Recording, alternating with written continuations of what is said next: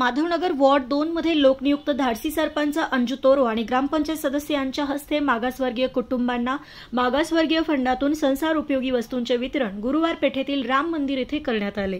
माधवनगर ग्रामपंचायतीने लोकनियुक्त धाडसी सरपंच अंजू तोरो यांच्या नेतृत्वाखाली 15% मागासवर्गीय फंडातून प्रत्येक वार्डातील मागासवर्गीय कुटुंबांना आवश्यक त्या संसार उपयोगी वस्तूंचे वितरण केले जात आहे।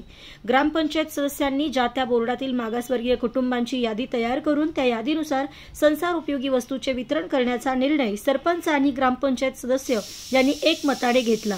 त्याप्रमाणे वॉर्ड क्रमांक 2 मध्ये महिला ग्रामपंचायत सदस्य शोभा आवळे यांनी मागासवर्गीय 43 कुटुंबांची यादी तयार केली। या यादीप्रमाणे गुरुवार पेठेतील राम मंदिर येथे 15% मागासवर्गीय फंडातून गॅस शेगडी आणि प्रेशर कुकर वितरण करण्यात आले।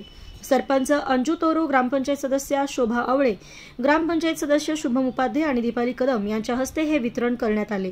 यावेळी लोकनियुक्त धाडसी सरपंच अंजू तोरो यांनी पिण्याचे पाणी जपून वापरा, आपला परिसर स्वच्छ ठेवा, कचरा इतरत्र न टाकता घंटागाडीमध्येच टाका, तसेच पाणीपट्टी घरपट्टी वेळेत भरून ग्रामपंचायतीस सहकार्य करा असे आवाहन केले।